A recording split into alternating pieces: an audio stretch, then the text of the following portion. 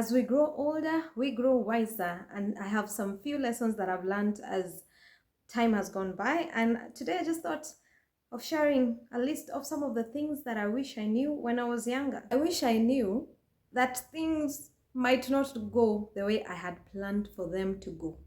You know, when you're in school, you're always told you need to read and work very hard so that when you're done with school, you can get a good job and have a good life.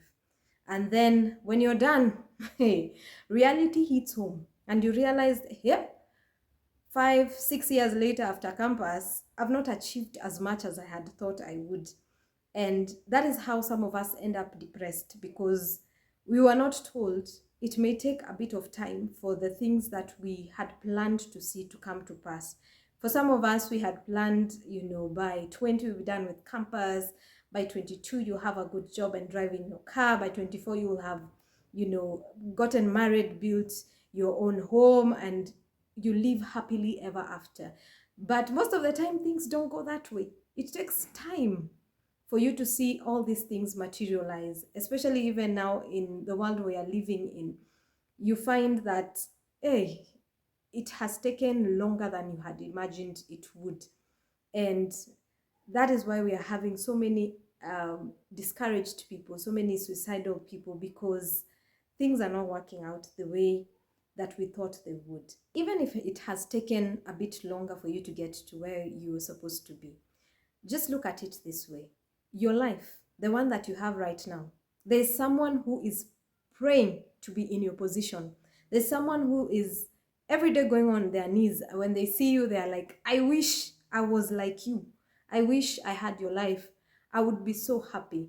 And that will help you to just be grateful for where you are. Of course, have ambitions, have dreams, have your goals set, go after them, but also learn to be grateful for where you are, because where you are in life is someone else's dream. I wish I knew it is choices and actions that bring change. You'll be the same place, the same way you are in the next year, shouting and screaming, my life is changing, if you don't do something differently. They say insanity is doing the same thing over and over again and expecting different results. Maybe one of your goals this year is to add or lose weight. If you continue eating the same way you've been eating, I promise you, 2025 will come and you'll be the same way. Even worse, actually. You won't even be the same. It will have gotten worse. Maybe you want to advance your career. What are you doing differently? Are you reading books? Have you enrolled yourself in school in order for you to get more knowledge? Are you learning a new skill? Or you're just there sitting, waiting for things to happen? And that is one of the things that I realized in my life. I was so hopeful. In my mind, I had all these ideas and things that I wanted to see happen, but I never took steps. I never really took active steps to see the things change. So I've come to a place where I've realized if I want to see any change in my life, I have to sit down and write down, I want to see this and this type of change. And, excuse me, then take action. I have action points. What am I going to do every single day in order for me to get closer to my goal? So if 2024 is going to be any different for you, then you have to take stock of the things that you've been doing that have not been working and then change them. Then you will see change. Well, I wish I knew how to save money with a purpose when I was younger. Yes, I was a saver, but I used to save money to spend on shoes, on clothes, on hair, on all that, which is not really a bad thing. But I didn't know that you're supposed to save money to invest. And no amount of money is too small to start saving. The problem that we have is that we think because I have 100 bob, I have 50 shillings, it is too little. But over time, this money will accumulate and become something. Imagine if you put a bucket on the tap and there was some small water that was dripping from the tap. After a few days, I promise you, you'll find that bucket full. And the one thing that we want is to have a large sum of money at once, but it takes time for you to accumulate wealth in the right way. Forget about, this quick get rich quick schemes that we are having. They really don't work that much. it takes time for you to invest and save your money. And one of the books that really helped me to understand this concept was The Richest Man in Babylon. And one of the principles that it talks about is learning to pay yourself. You know, the way you budget for your money every time, you know, I will pay my bills, I will pay my rent, I will do this and that. He says you should also include in your budget your payment at 10%, at least save 10% of your income, whether it is your salary or profits that you're making from a business. Learn to save that money. And then after that, just do some research and find out where can you invest this money and make it grow. You know, even if you put it in a bank for some time, it will accumulate some interest. There are, you know, money market funds out here and so many other methods that you can research on where you can put your money into. And don't think that what you're making is too small. Just start saving today. Put in a bit of money. Just discipline yourself to put away some small cash. After some time, you will realize that you actually have something. And even when it comes to emergencies, you won't be stuck and not know what to do. Keep track of all your expenses. Know what you spend your money on. Sometimes we become impulsive buyers and we end up buying things just because we think we have money at hand. If you keep a record monthly of the things that you buy that you really do not need, you'll be surprised that that money can actually be put aside and saved. And someone might be saying, you know what, I have debts and there's no way I can begin saving. How about the 10% you discipline yourself every month, that this 10% will go towards clearing the debts that you have, and then after that you can begin saving your money comfortably. Another thing I wish I knew a bit earlier is to be kind to myself, treat myself with kindness. You know, there are so many quotes and advice out there about being kind to people, but rarely do we hear about being kind to ourselves. You know, when you make a mistake, how do you treat yourself? Do you ever talk to yourself kindly? After that mistake is made, what are the words that come out of your mouth? Do you think you're stupid? Do you think you're foolish? Or do you just say, you know what, it was a mistake and we can move on from that? And I used to beat myself up a lot, especially when I made mistakes, when I didn't meet my goals. I used to think, no, you can't be this foolish. But I came to learn, you know, mistakes we will always make. And so I just learned to treat myself kindly. Watch how you talk to yourself. That is one of the most important things. Watch the thoughts that are running through your mind about yourself throughout the day.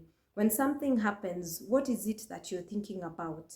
It's very important. And also practicing self-affirmation is one of the things that has really helped me. Just stand in front of the mirror and love on yourself. Tell yourself you're beautiful, you're amazing, you're smart, you're gonna make it in life. Those are things that we rarely get to be told when we are younger. And for me, as I've learned it, it's really, really been an amazing journey and it's helping me a lot. One of the things that I wish I knew earlier is self-awareness should be a priority.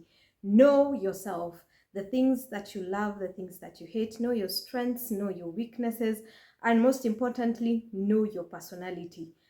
Because, you know, I'm very introverted. I used to think abnormal because the other people, you know, they are so happy, they want to interact, they want to hang out with people, and I'm just there and I'm thinking, I just want to go home, sit, be quiet, and enjoy my life. Then when I went to campus, I did a bit of psychology, and thank God for that because it changed my life in the most amazing way. We had a unit where we did personality types, and I got to learn about the four temperaments, and I realized, I'm not crazy, I'm not so bad. It is a personality that I have. But the good news also is that even if you have a certain personality, over the years things change. And so when I learned about my personality, I knew why I was acting the way I was acting, why I was behaving the way I was behaving.